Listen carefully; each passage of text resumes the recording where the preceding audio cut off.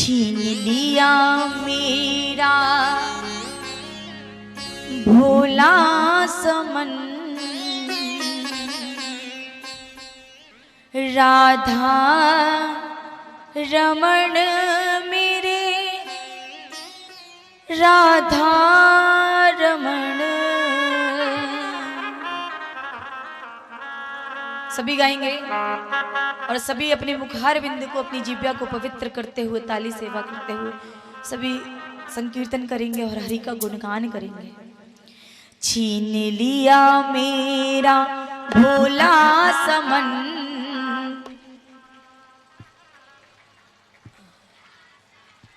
किस किस का मन अर्पित है मेरे ठाकुर के चरणों में? सभी का है ना? छीन लिया मेरा भोला समन, राधा रमण मेरे राधा रमण। छीन लिया मेरा भोला समन, राधा रमण प्यारे राधा रमण। छीन लिया मेरा भोला समन, राधा रमण प्यारे राधा रमण। छीन लिया प्यारा भोला समन, छीन लिया प्यारा भोला समन, राधा रमण मेरे राधा रमण। छीन लिया मेरा भोला समन, राधा रमण प्यारे राधा रमण। छीन लिया मेरा भोला समन, राधा रमण प्यारे राधा रमण। जय जय प्यारे, ताली सेवा करते हुए बोली वृंदावन बिहारी लाल की, बोले राधा रमण सरकार की जय हो प्यारे।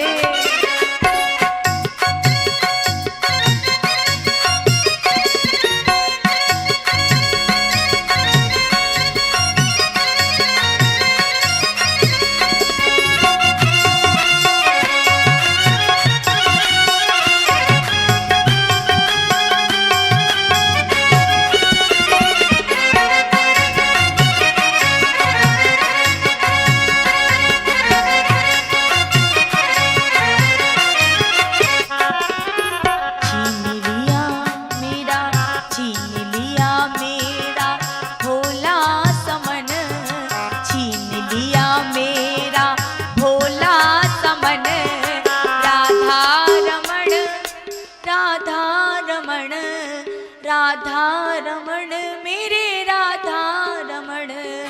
छीन लिया मेरा प्यारा समन, छीन लिया मेरा भोला समन, राधा रमण हरि राधा रमण। राधा रमण प्यारे राधा रमण। जय जय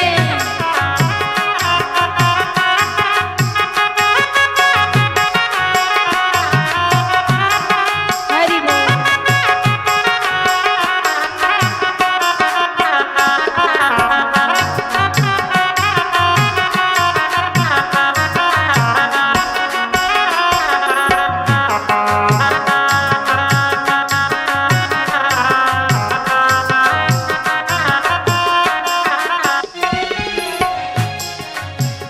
और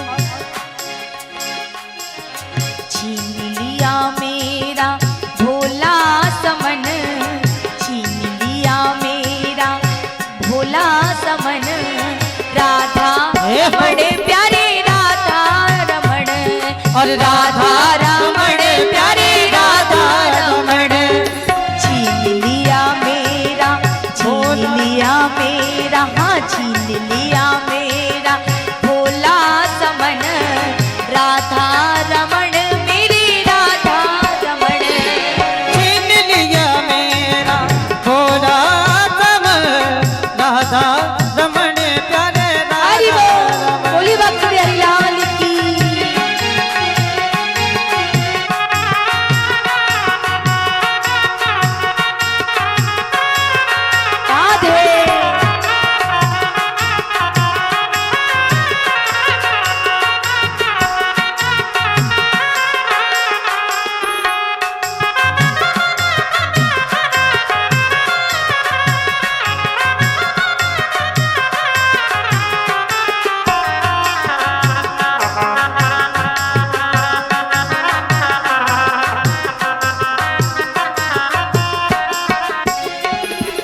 गोकुल का ग्वाला वो ब्रज का बसैया, गोकुल का ग्वाला वो ब्रज का बसैया, सखियों का मोहन और माँ का कन्हैया, सखियों का मोहन और माँ का कन्हैया, भक्तों का जीवन और निर्धन का धन, भक्तों का जीवन और निर्धन का धन, राधा रमण प्यारे राधा रमण, छीन लिया मेरा भोला चमन, राधा रमण प्यारे राधा रमण।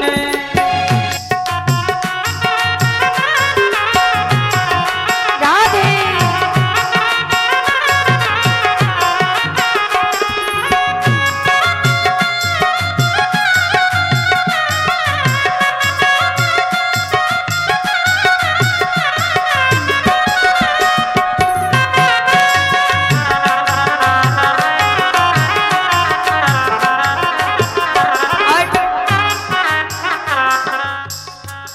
भाव ऐसा होना चाहिए प्यारे कि लगना चाहिए कि ठाकुर जी स्वयं, उस दिन बताया था ना कि भाव इतना अर्पित कर दो कि लगना चाहिए मेरा ठाकुर मेरे पास है। खो जाइए, मन को खो दीजिए और कह दीजिए हे ठाकुर, हे नाथ, मैं जैसा भी हूँ तेरा हूँ, अधर्मी हूँ, पापी हूँ, अच्छा हूँ या फिर बुरा हूँ, पर हे नाथ मैं जैसा भी हूँ पर तेरा हूँ प्यारे। सभी हाथ उठा करके ताली सेवा भाव के साथ, भाव के साथ। राधे जय जय प्यारे राधे।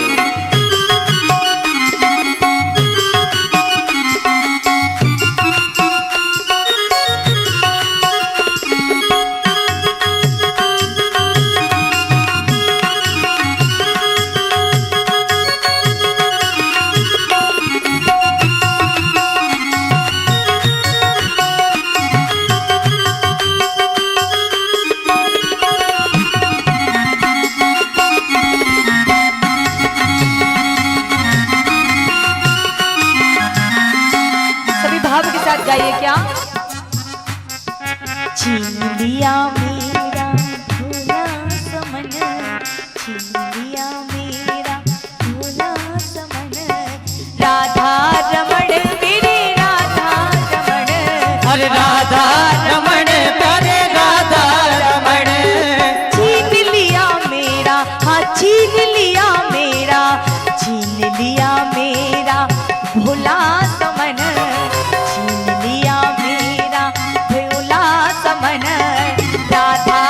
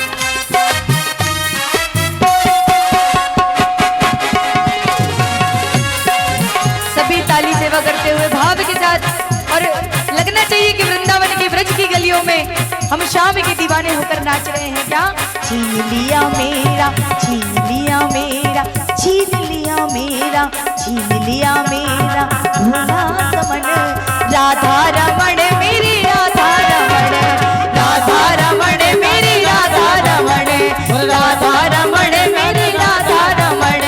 छीन लिया मेरा, छीन लिया मेरा, छीन लिया मेरा प्यारा समन, छीन लिया मेरा भोला समन, राधा रमण मेरी राधा रमण, राधा रमण मेरी राधा रमण। ओ मेरो राधा रमण गिरधारी, ओ गिरधारी श्याम बनवारी, ओ मेरो राधा रमण गिरधारी, ओ गिरधारी श्याम बनवारी। ओ मेरो राधा रमण गिरधारी, गिरधारी श्याम बनवारी, ओ गिरधारी श्याम बनवारी, ओ गिरिराधे श्याम बनवारी, ओ गिरिराधे श्याम बनवारी, ओ गिरिराधे श्याम बनवारी। बोली भक्त वत्सल्य भगवान की जय हो, बोली श्री वेद व्यास जी महाराज की जय हो।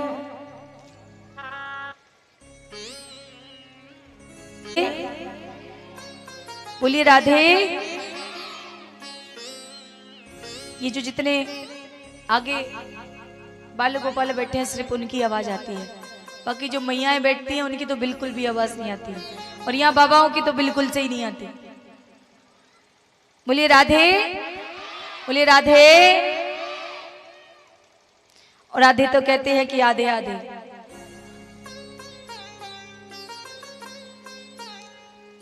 है कि नहीं? आधे कि राधे, और हम राधे के बिना हैं आधे।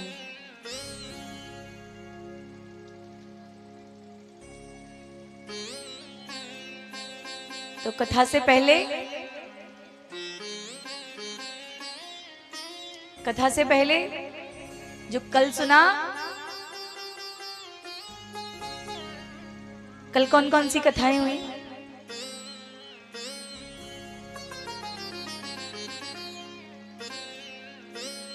कल क्या क्या सुना सबने? देखिए कथा तो मैं कह रही हूं यहां पर बैठकर, पर सुनने वाले को भी और हमें भी पता लगना चाहिए कि कितने सुनने आते हैं। कल मैंने बताया था कि 3 प्रकार के श्रोता होते हैं, तो अभी पता लग जाएगा।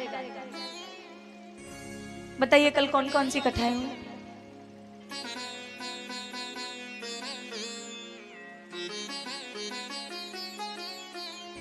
जरा जोर से कहिए। बस शिव जी की कथा याद है क्योंकि वह विवाह था, एक अमर कथा, और सुखदेव जी की, और आगे याद नहीं। अच्छा ईमानदारी से बताओ कितने सोने आते हैं? सच बताओ।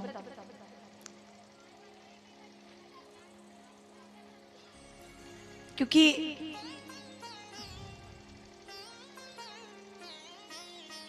जो सोते हैं ना वही खोते हैं, और जो खोते हैं फिर उन्हें क्या मिलता? कुछ नहीं।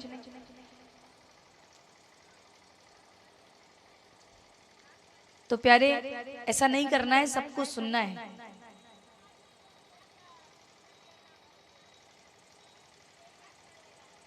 अरे कल क्या हुआ किसी को कुछ नहीं पता। यहां से कल किसने क्या क्या सुना? अच्छा, और बस, और उसके पहले की कथा, और इनमें से बस एक ही भक्त हैं जो सुन रहे थे, बाकी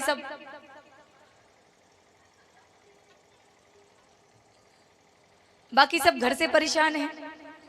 नहीं, बस एक ही भक्त हैं ऐसे जो भक्त शिरोमणि हैं, और बाकी सब क्या? देखिए आगे बैठी जो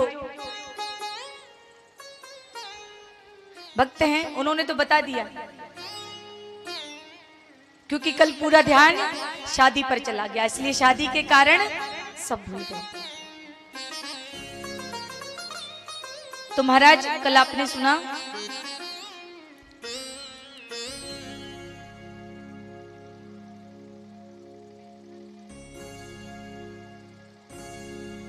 श्री सुखदेव जी का जन्म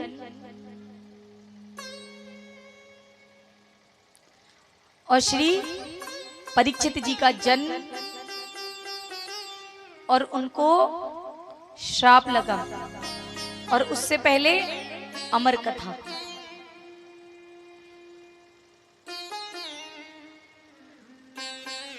सुनी कि नहीं? सबने सुनी ना? और सती चरित्र और भगवान भोलेनाथ का विवाह, बस ये याद है। भोले बाके बिहारी लाल की। आइए कथा में प्रवेश करते हैं। अब यहां पर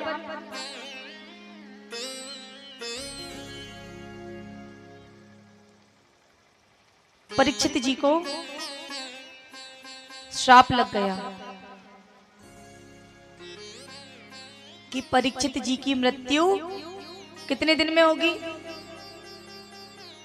7 दिन में।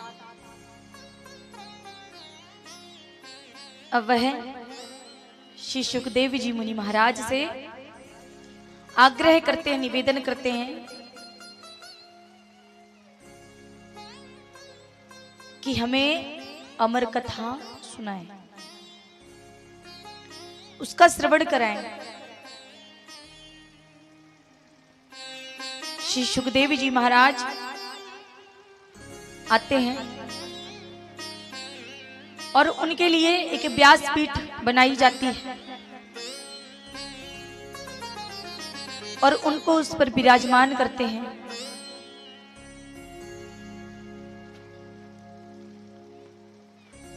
और श्री परीक्षित जी महाराज चरणों में विराजमान हैं श्री सुखदेव जी मुनि महाराज के।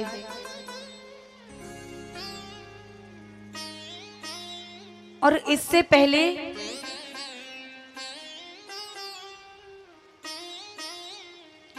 जो शौनकाद ऋषि थे उन्होंने 6 प्रश्न किए थे। कितने? 6। कौन कौन से प्रश्न किए थे? कि सूत जी महाराज से कि पहला प्रश्न कि घोर कलयुग आ गया है महाराज, इसका कल्याण कैसे होगा? और दूसरा, संसार में धर्म, दान, दया सब खत्म होता जाएगा, तो इसके लिए क्या निवारण है, क्या उपाय है?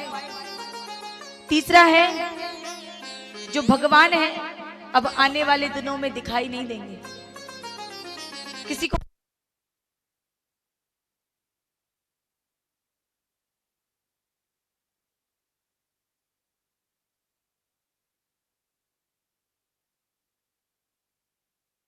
प्रश्न कि भगवान दिखाई तो नहीं देंगे,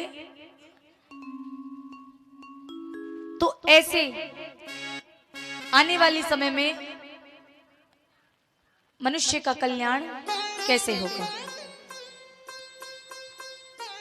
और चौथा प्रश्न है कि जब भगवान ने अवतार लिए तो क्यों लिए, किस कारण से अवतार लेते हैं भगवान?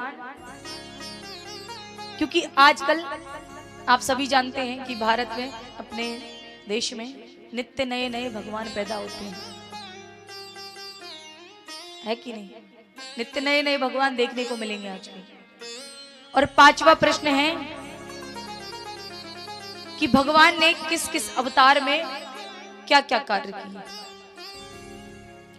और 6वां प्रश्न, जब लीला सवर्ण है, जब लीला भगवान करके चले गए, क्योंकि त्रेता युग में और द्वापर में तो भगवान थे, फिर उसके बाद भगवान नहीं होंगे,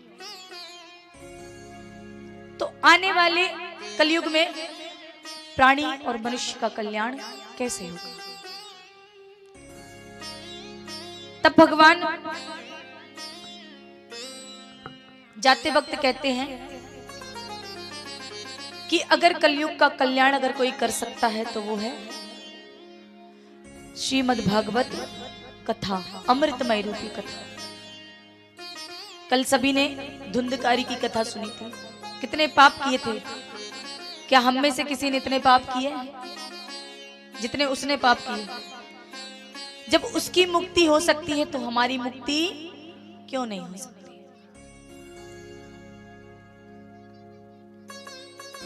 तो महाराज, ये श्रीमद् भागवत कथा वेद व्यास जी द्वारा लिखी गई है। और ये जो वेद व्यास जी ने लिखी,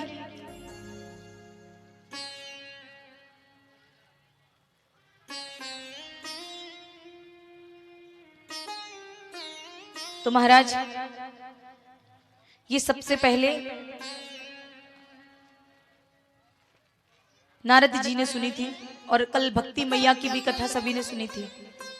ज्ञान और वैराग्य, ज्ञान ना हो तो भी चल जाएगा, वैराग्य ना हो तो भी चल जाएगा, पर भक्ति नहीं होगी तो कुछ भी नहीं होगा। अब भक्ति कैसी? अब ऐसी भक्ति नहीं कि मंदिर में गए तब तक तो पूजा पाठ किया, और जैसे ही मंदिर से बाहर आए तो एक बात बोलकर आए भगवान से। कौन सी? कि भगवान बगल वाले का 40 लाख का प्लॉट है तो मेरा 10 लाख का तो होना चाहिए। उसने मेरे साथ गलत कर दिया, उसके साथ भी गलत होना चाहिए। कल आपने एक बात सुनी थी कि जब द्रौपदी के पुत्र मारे गए तो उन्होंने क्या कहा कि मैं नहीं चाहती कि जिस दुख से मैं गुजर रही हूं उस दुख से अश्वत्थामा की मां भी गुजरे, क्योंकि मैं जानती हूं एक ममता क्या होती है, एक मां की पीड़ा क्या होती है।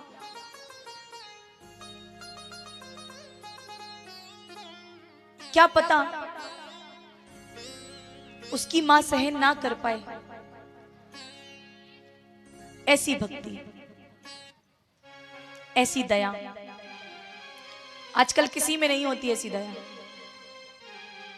आजकल लोग बाग ये और सिखाते हैं सबको कि अगर उसने एक कही तो आप 4 जरूर कहना, है कि नहीं? कहते हैं, पर ऐसा नहीं करना है, क्योंकि अगर सारे कार्य आप करेंगे तो फिर वो क्या करेगा? बताइए, वो किस लिए बैठा है? हमें सिर्फ भगवान ने कर्म करने के लिए भेजा है। आप कर्म करिए, सत्कर्म करिए। अगर आप सत्कर्म नहीं कर सकते तो किसी का बुरा भी मत करिए, क्योंकि अगर आप बुरा करते हैं तो फिर आप मनुष्य नहीं है, दैत्य से कम भी नहीं है। फिर एक आप में और राक्षस में क्या फर्क है? कुछ नहीं। जैसा वो है वैसे आप हो गए।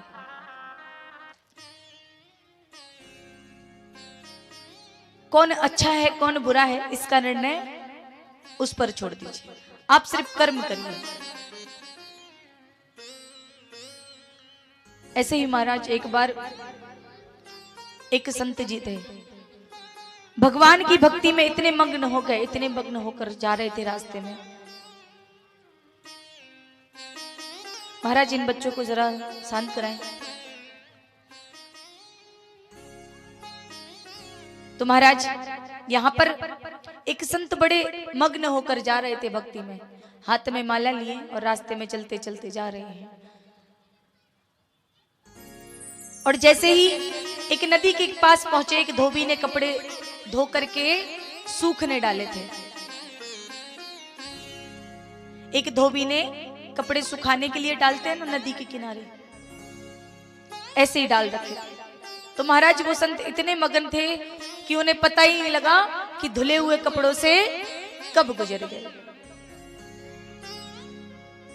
अब कोई इतनी मेहनत से धोए और एक क्षण में उसे बर्बाद कर दे तो क्रोध तो आना निश्चित है। तो महाराज धोबी को क्रोध आया और धोबी ने संत से कहा, ओ महाराज आप देखकर नहीं चल सकते क्या?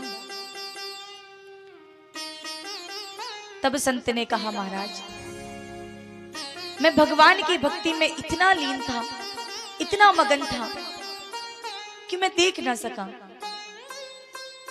और ये जो त्रुटि मुझसे हुई है, ये जो गलती मुझसे हुई है, इसके लिए मैं क्षमा चाहता हूं। पर धोबी ने इतनी मेहनत कर रखी थी, इतने कपड़े धो रखे थे, अब वो क्षण में गंदे हो गए। तो धोबी कहे, ऐसे कैसे गंदे हो गए? आप जानते हैं कितनी मेहनत लगती है धोने में। अब घर की मैया कपड़े धोती है ना, तो वो जानती है कितनी मेहनत लगती है। पूरा दिन ऐसे ही निकल जाता है कपड़ों में। अब साधु बार बार कहे, महाराज गलती हो गई, गलती हो गई, क्षमा कर दो। पर धोबी को क्रोध आया, तो धोबी ने एक डंडा उठाया वहां से, और जैसे ही मारने के लिए दौड़ा, तो साधु ने देखा अब तो ये बार ही करने वाला है। और जैसे ही साधु ने देखा कि ये बार करने वाला है, तो साधु ने भी वहां से डंडा उठा लिया, और दोनों में झगड़ा होने लगा। इससे पहले जब साधु माफी मांग रहा था और धोबी सुना रहा था, तब ये बात भगवान को पता लगती है कि ये तो मेरे भक्त के साथ अनर्थ हो रहा है। जब वो कह रहा है बार बार कि मैं भक्ति में मुझसे हो गया, मैंने जानबूझकर ऐसी गलती नहीं की। जैसे ही भगवान ऊपर से नीचे आने वाले ही थे, और फिर जैसे ही धोबी ने डंडा उठाया, उसके दौरान वैसे ही साधु ने भी डंडा उठा लिया। तो भगवान नीचे ही आ रहे थे, और नीचे आते आते ऊपर को चले गए।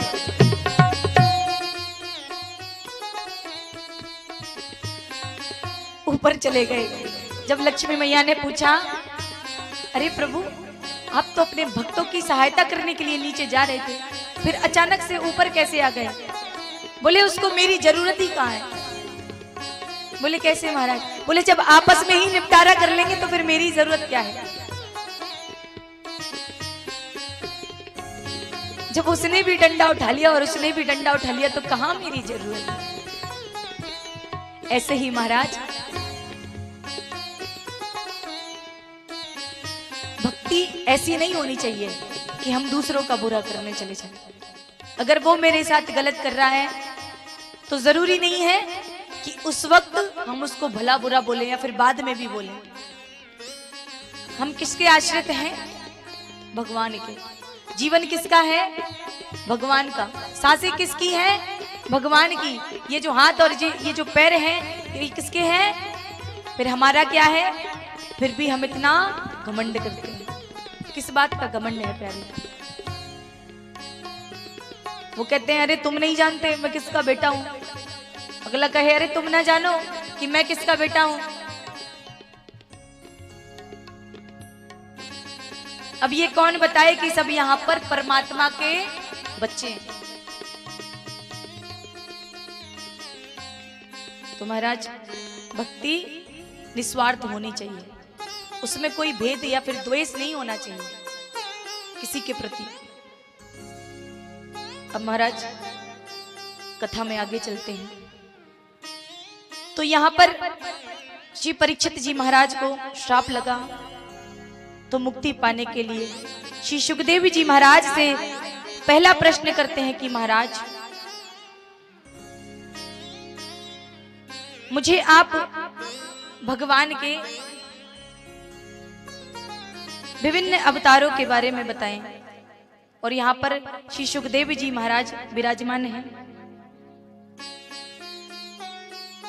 और जैसे ही आते हैं तो सभी स्वागत करते हैं, जितने देवतागण हैं, जितने संत हैं, साधु हैं, संत हैं, और परीक्षित जी महाराज हैं तो स्वागत करते हैं उनका।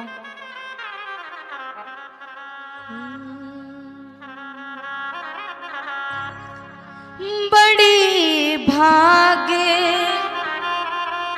जब जान ही रामा, बड़ी भागे जान ही जब रामा, जब मिल आवे संत श्री रामा।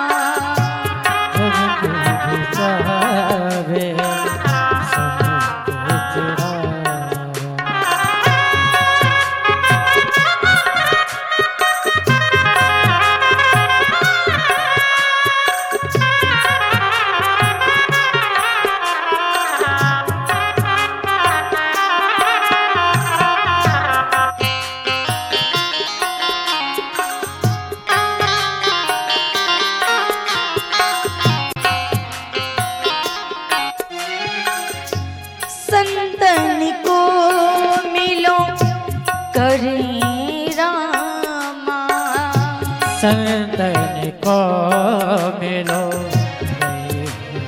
रामा, संतन को मिल नौकरी रामा, संतन को मिलो नौकरी रामा, सब कष्टन को अंत श्री रामा,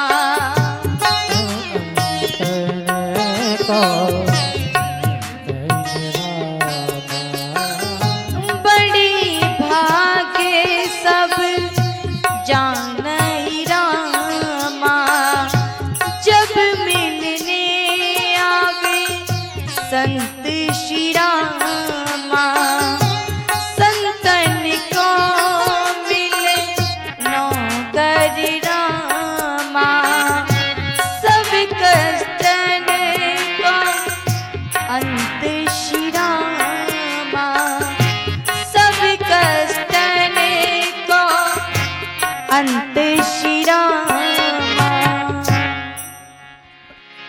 यानी कि यहाँ परीक्षित जी महाराज कह रहे हैं कि मैं बड़ा सौभाग्यशाली समझता हूं अपने आप को कि एक संत के द्वारा मुझे अमृतमयी रूपी कथा का श्रवण होगा, और संत तो भगवान के समान होता है। तो महाराज, अगर संत के मुखार बिंद से मैं कथा का श्रवण करता हूं और उसका चिंतन करता हूं और मनन करता हूं, और मनन करने के बाद उसका अगर मैं मंथन करता हूं तो ये मेरा सौभाग्य है, और सब कष्टन को करे अंत, यानी कि मेरे सब कष्टों का अंत हो जाएगा अगर मैं अमृतमय रूपी कथा श्रवण करूंगा।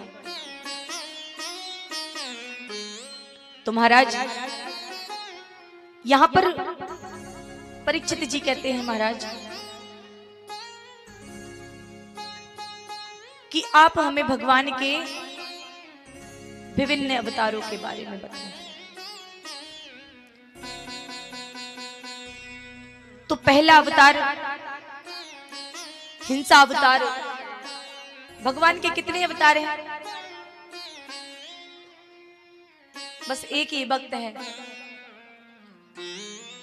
भगवान के 24 अवतार हैं। कितने? 24 अवतार हैं। तो महाराज, पहला है हिंसा अवतार, दूसरा है हैग्रीव अवतार, और तीसरा है वाराह अवतार, और चौथा नारद अवतार, और पांचवा कपिल अवतार, और छठा दत्तात्रेय अवतार,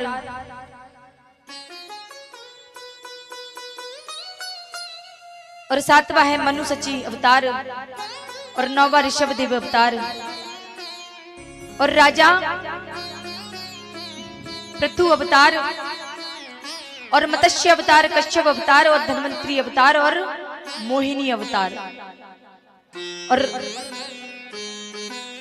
14वां है मोहिनी अवतार, और 15वां नरसिंह अवतार, और 16 वामन अवतार, और 17 परशुराम अवतार, 18 वेद व्यास जी महाराज, और 19 राम अवतार, और 20 बलराम, और 21 श्री कृष्ण अवतार, 22वां हरि अवतार, और 23 बुद्ध अवतार, और 24 जो भगवान आने वाले समय यानी कि कलयुग में अवतार लेंगे।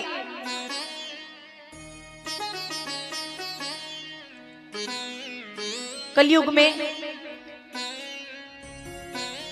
सबलपुर गांव एक ब्राह्मण के यहाँ भगवान के जन्म होगा।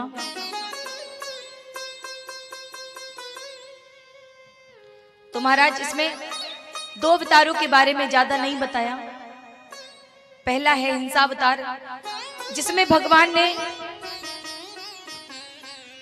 ब्रह्मा जी को पहली बार श्रीमद् भागवत कथा श्रवण कराई। वो भी कब? वो भी 4 श्लोकों में पूरी कथा सुना दी। कितने श्लोकों में? 4 श्लोकों में। तब से वह कथा चतुर्श्लोकी कथा कहलाती है। और दूसरा हयग्रीव अवतार, जिसमें भगवान ने एक दैत्य है जिसका सर घोड़े का है और शरीर मनुष्य का है, तो भगवान ने हयग्रीव अवतार लिया और उसका अंत किया। आइए एक अवतार की ओर और चलते हैं।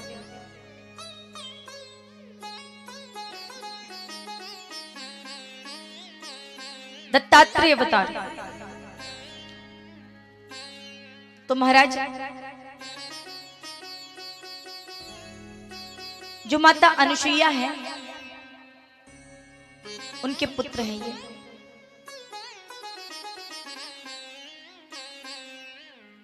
तो महाराज, माता अनुसुईया कौन थी सभी जानते हैं।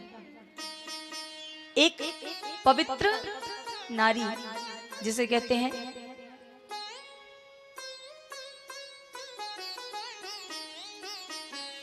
ऐसी नारी जिसकी महिमा आज भी हमारे भारतवर्ष में गाई जाती है। ऐसी नारी, ऐसी पत्नी।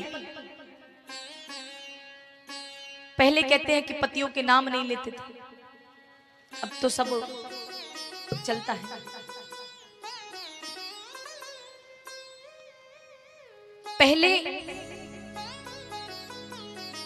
जिस स्त्री ने अगर स्वप्न में भी जिसके दर्शन कर लिए मानो, उसको ही पति बना लिया जाता था।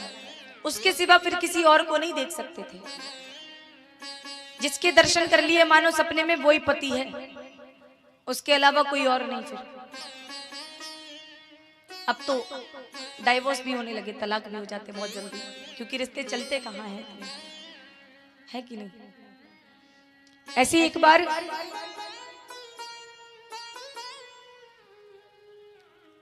एक घर में दादा दादी जी थे, उनके नाती ने उनसे पूछा कि बाबा आपके जमाने में इतने लंबे रिश्ते कैसे चल जाते थे। क्योंकि उसने इस समय को देखकर पूछा, प्रश्न किया अपने दादा दादी से कि बाबा इतने लंबे समय तक आपके रिश्ते कैसे चलते थे। तो कितना सुंदर उत्तर दिया। पहले के रिश्तों में अगर जरा सी झगड़ा या फिर जरा सी भी गलतफहमी आ जाती थी या फिर टूटने की उम्मीद पर आ जाते थे, तो हम उन्हें जोड़ने की कोशिश करते थे। जैसे कोई बर्तन होता है ना, तो पहले अगर टूट जाता था तो उसे जोड़ने की कोशिश करते थे। अब तो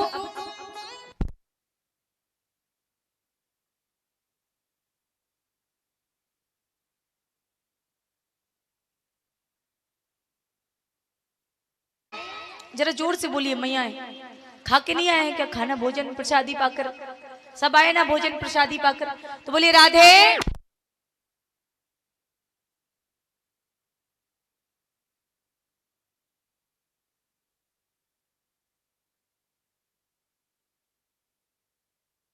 मैयाओं से पहले ही कहती थी, मैया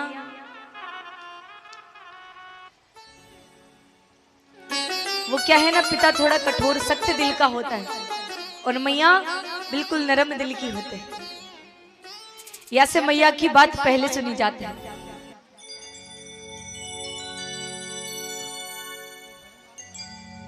आइए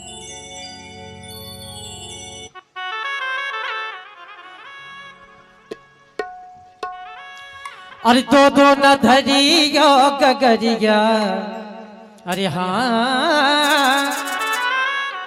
दो न धरियो गगरिया, वो राधा रानी लग जे तो हे नजरिया, वो राधा रानी लग जे तो हे नजरिया, वो राधा रानी लग जे तो हे नजरिया।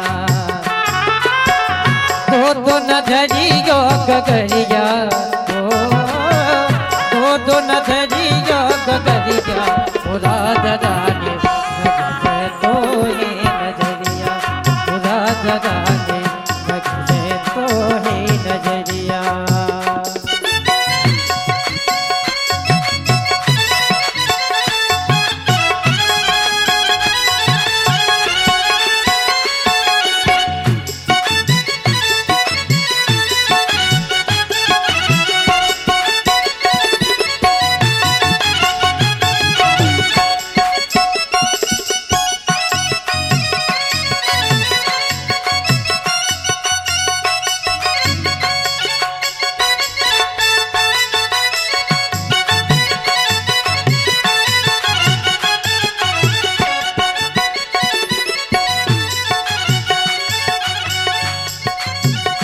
जादू भरी तेरी आंखें जिधर गई, जादू भरी तेरी आंखें जिधर गई। नैनों से कटारी मोरी बारी चुई मुई, नैनों से कटारी मोरी बारी चुई मुई, चतिया से उतरी गई, जादू भरी तेरी आंखें जिधर गई, जादू भरी तेरी आंखें जिधर गई।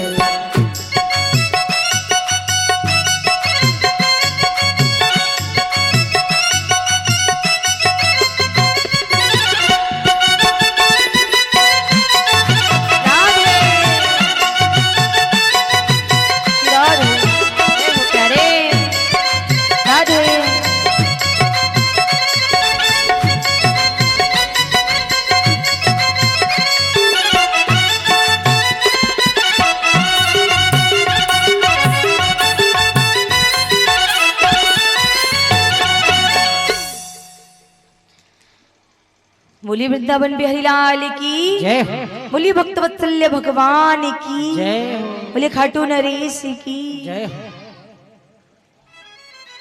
आइए तो महाराज कहाँ थे?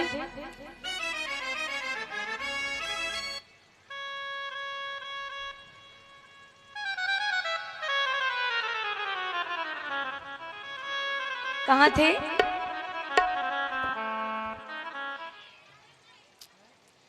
माता अनुसुईया, माँ अनुसुईया जिन्हों की कथा आज भी सुनते हैं। तो महाराज यहाँ पर माता अनुसुईया के सतीत्व की चर्चा पूरे ब्रह्मलोक, देवलोक और धरती पर काफी फैली थी कि उन जैसी नारी कोई और नहीं हो सकती, क्योंकि उनके सतीत्व में इतनी ताकत थी कि अगर वो किसी से कुछ कह दे तो वो सत्य हो जाता था। यानी कि इतनी पवित्र थी कि मानो अपने पति धर्म के लिए निष्ठा पूर्वक अपने पति की सेवा करती थी नित्य, और हमेशा पति धर्म निभाती थी। श्री राधे। सिर्फ अपने पति के लिए अपनी पति सेवा, ऐसी गाथा गाई जाती है हमारे भारतवर्ष में उनकी। तो महाराज ये ब्रह्मलोक में चर्चा हो रही थी, तो ये बात नारद जी को पता लगती है। तो नारद जी क्या काम करते हैं? यहाँ की वहां करना और झगड़ा करवाना। तो महाराज ये बात पता लगती है नारद जी को। तो नारद जी जो ब्रह्मा विष्णु महेश की पत्नियां हैं, कौन कौन है? पार्वती मैया, लक्ष्मी मैया और सरस्वती मैया, जाते हैं उनके पास। तीनों देवी बैठी होती हैं, तो जाकर के प्रणाम करते हैं कि मैया प्रणाम। तीनों देवियां पूछती हैं, अरे नारद कैसे आना हुआ? बोले मैया एक बात बताओ,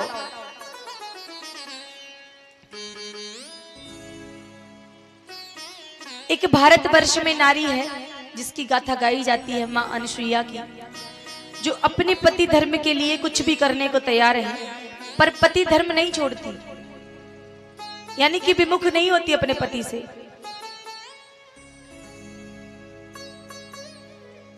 तो बोली ऐसे कैसे, मुझसे भी ज्यादा बड़ी? बोले हाँ मैया, आपसे भी ज्यादा बड़ी। जितनी सेवा आप अपने पति की नहीं करती हो, उससे ज्यादा वो अपने पति की करती हैं, और पत्नी और पति धर्म निभाती हैं। देखिए महाराज, ऐसा नहीं है कि पत्नियां ही अपना धर्म निभाएं, और पतियों की भी ये आदत होनी चाहिए और ये नियम होना चाहिए कि पति भी अपने पति के प्रति पूरा धर्म निभाए। सिर्फ पत्नी ही नहीं निभाने के लिए हुई है, जितना कर्तव्य पत्नी का होता है उतना ही पति का होना चाहिए। जबकि पत्नी तो दो कुल को संभालती है, और एक दामाद सालों साल बीत जाते हैं तो अपने ससुराल को कभी अपना घर नहीं कहता। कहता है कभी? उससे कहो अपने जरा मायके चलो। तो पति क्या कहते हैं कि बार बार जाने से इज्जत कम हो जाती है, और पत्नियां तो इतने साल साल बीत जाती हैं मायके नहीं जाती, तो क्या पत्नियों की इज्जत कम हो गई दूसरों के घर में रहने से? तो महाराज उतनी ही सेवा दोनों तरफ से होनी चाहिए। जितनी पति करे उतनी पत्नी करे, और जितनी पत्नी करे उतनी ही पति को करनी चाहिए। आजकल महंगाई इतनी हो गई है कि घर में दोनों को कमाना चाहिए, पर धर्म से विमुख नहीं होना चाहिए। तो महाराज नारद जी कहते हैं कि इतनी पवित्र नारी मैंने कहीं नहीं देखी। तो मैया कहती है ऐसा क्या कर दिया, मुझसे ज्यादा तो नहीं हो सकती। तो नारद जी कहते हैं मैया मैं तो नहीं जानता, लेकिन मेरी नजरों में तो एक पतिव्रता नारी अगर कोई है तो वो है मां अनसुईया। अब नारद जी कहते हैं अच्छा मैया बड़ी देरी हो गई है, अब हम चलते हैं। मैया सोचती है, मैया को क्रोध आता है, अरे मुझसे भी बड़ी, ऐसा कैसे हो सकता। अपने पतियों के पास तीनों देवियां जाती हैं अपने अपने पतियों के पास, और कहती है कि मैंने मां अनसुईया के बारे में, उनके सतीत्व के बारे में सुना है, आप जाके उनके सतीत्व को भंग करके आए और उनकी परीक्षा लेने जाएं कि मुझसे भी ज्यादा पति धर्म कैसे निभा सकती है। पति कहते हैं, क्योंकि जल्दी भाव में या फिर भराव में आ जाती हैं पत्नियां। कोई बाहर का आके जरा सा कह दे कि आपके पति ऐसे हैं, या फिर कोई ऐसा है मुझसे बड़ा हो गया, तो बड़ा बुरा लग जाता है। बहुत समझाया पर नहीं माने, अपने अपने पतियों को भेजती है। तो तीनों देव साधु का रूप रख के मां अनसुईया के द्वार पर पहुंचते हैं। उस समय मां अनसुईया घर पर बिल्कुल अकेली।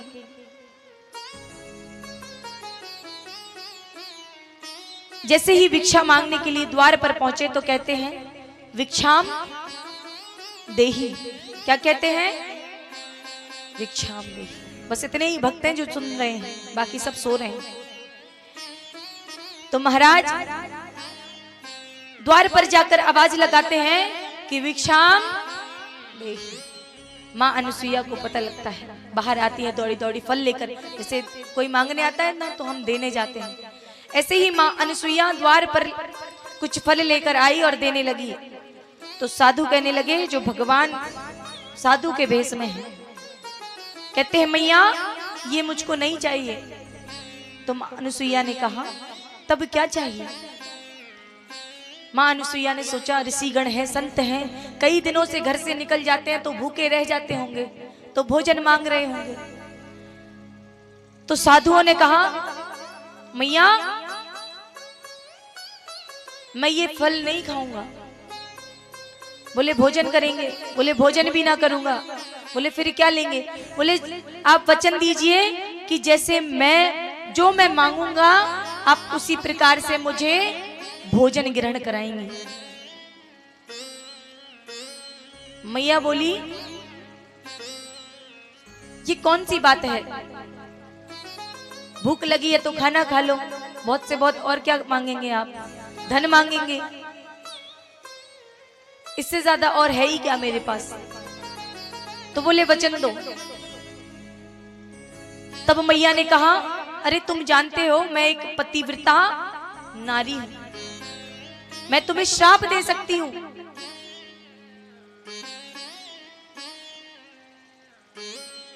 तो जो साधु के भेष में भगवान है, तो भगवान कहने लगे कि मैं किसी श्राप से नहीं डरता, पर मुझे वचन दो।